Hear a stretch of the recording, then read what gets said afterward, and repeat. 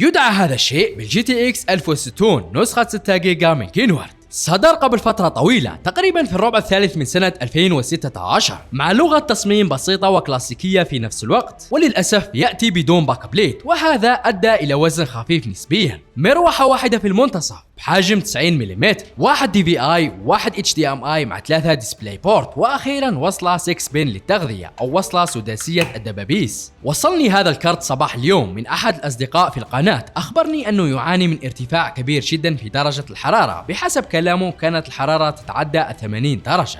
في مقطع اليوم سنقوم ببعض الإجراءات لتخفيض درجة الحرارة، وأيضا سنجرب أداء الكارت مع مجموعة من الألعاب الحديثة، وسأعطي رأيي عن وضع الكارت حاليا أو في الوقت الراهن. لكن قبل ذلك أحضر مشروبك المفضل، وأكيد لا تنسى اللايك والاشتراك لتصلك كل المقاطع الجديدة.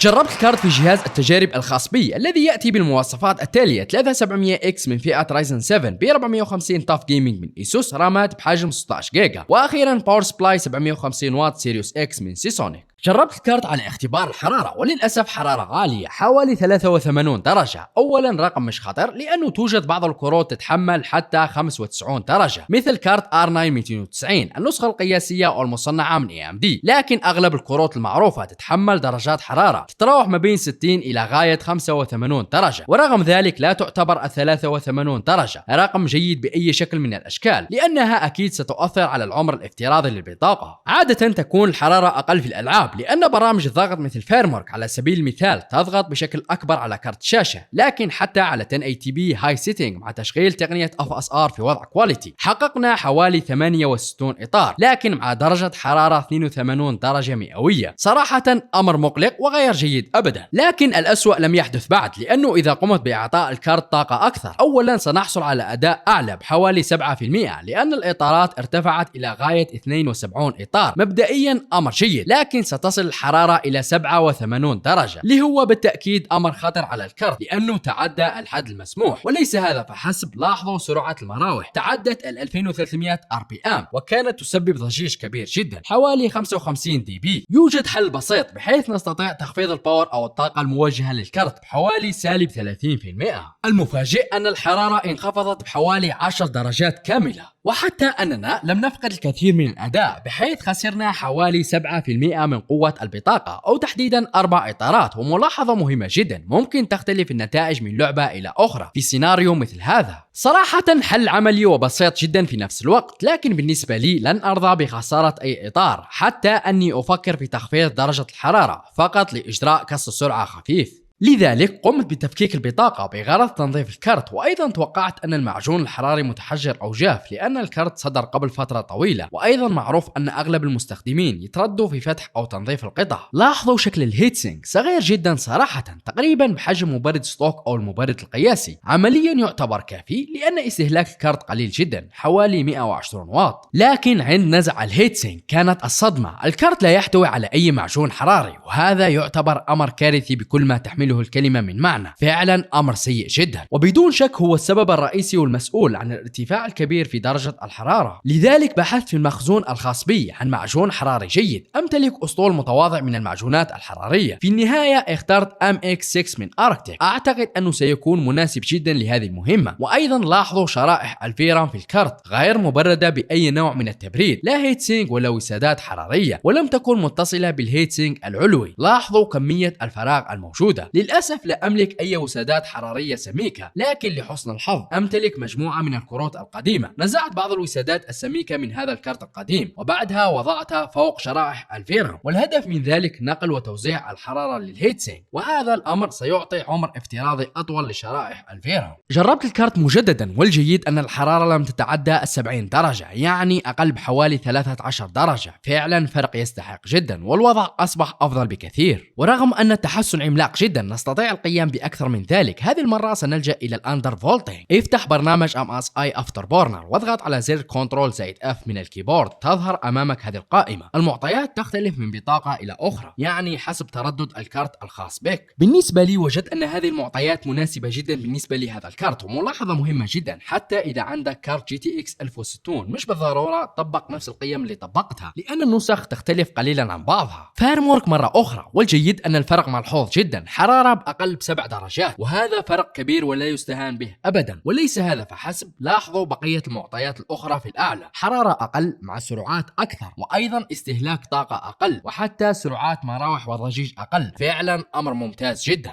ولكي أعطيكم صورة أكثر عن حجم تغيير العملاق، هذا كان أداء الكارت في فار كراي 6 أول ما وصلنا الكارت، لكن بعد تغيير المعجون الحراري وإضافة وسادات حرارية وعمل أندرفولت أصبح الفرق بهذا الشكل. فعلا فرق لا يصدق أبدا، وكأنك غيرت كارت آخر تماما. الأداء ارتفع من 68 إطار إلى غاية 75 إطار، يعني أداء أقوى بحوالي 10%، وهذا بسبب السرعات الأعلى. لكن الأمر الذي لا يصدق أبدا هو درجة الحرارة. لاحظوا جيدا، 55 درجة، يعني أقل بحوالي 30 درجة. فعلا فرق مهول ومخيف جدا. صراحة لم أتوقع فرق مثل هذا أبدا. أما الآن هذه نظرة خفيفة على أداء الكارت. فورزا هورايزن 5 على 1080p هاي سيتنج حقق الكارت حوالي 80 إطار، أداء ممتاز بالنسبة لكارت اقتصادي مع تجربة مرضية إلى أبعد الحدود. لكن ينسب بعض الفضل للأوبتمايزيشن في اللعبة، لأنها تستغل قوة كروت بشكل جيد ومثير للإعجاب. جراند 5 لعبة قديمة جدا، تقريبا عمرها 10 سنوات، ورغم ذلك لا تزال تعتبر معيار جيد في أي بنش مارك. 1080p هاي سيتنج حققنا حوالي 100 إطار، أداء جيد ومقبول جدا، لكن في نفس الوقت لا يعتبر شيء خارق للطبيعة. لكن بشكل عام يبقى أداء رائع بالنسبة لكارت اقتصادي. فار كراي 6 تم إطلاقها قبل فترة، لكن تعتبر لعبة حديثة نسبيا بالنسبة لعمر الكارت. جربتها على 1080p هاي سيتنج مع تشغيل تقنية FSR في وضع كواليتي. كما هو ظاهر أداء ممتاز، متوسط الإطارات كان قريب من 70 إطار. بالنسبة لكارت اقتصادي أعتبر أن هذا أمر رائع جدا. وملاحظة مهمة نسيت ذكرها تماما، كل النتائج كانت مسجلة بشادو بلاي، يعني أن الأداء الحقيقي للكارت سيكون أقوى قليلا. ملكة ألعاب سولز إلدر رينج 1080p ماكس سيتنج أو ألترا، متوسط الإطارات كان حوالي 50 إطار، أمر جيد جدا بالنسبة لكارت اقتصادي. ممكن بسهولة تحقيق 60 إطار، وذلك بتخفيض الإعدادات إلى ميديوم أو هاي سيتنج. معشوقة الجماهير Red Dead Redemption 2، أذكر أنها صدرت البارحة فقط، لكن تذكرت أن عمرها قريب من ال6 سنوات، لذلك تعتبر لعبة قديمة نسبيا حتى على ميديوم سيتنج، باستثناء تكستور على ألترا. فشلنا في تحقيق 60 إطار، حققنا حوالي 50 إطار، لكن شيء طبيعي لأن اللعبة متطلبة جدا، وحتى الجرافيك فيها جميل جدا. أذكر جيدا كيف كان يعاني كارت ال RTX 2080 Ti معها. قريبا سأنزل مقطع عن كارت 2080 Ti، رغم أنه يعتبر كارت قوي إلى اليوم، لكن بالنسبة لي كان واحد من أسوأ كروت الفلاجشيب في كل تاريخ انفيديا. حسنا، أعتقد أن أداء الكارت كان معقول، لكن ما رأيكم بإجراء كسر سرعة للبطاقة؟ بعض الألعاب ستستفيد بشكل جنوني من ذلك، وهذه بعض النتائج.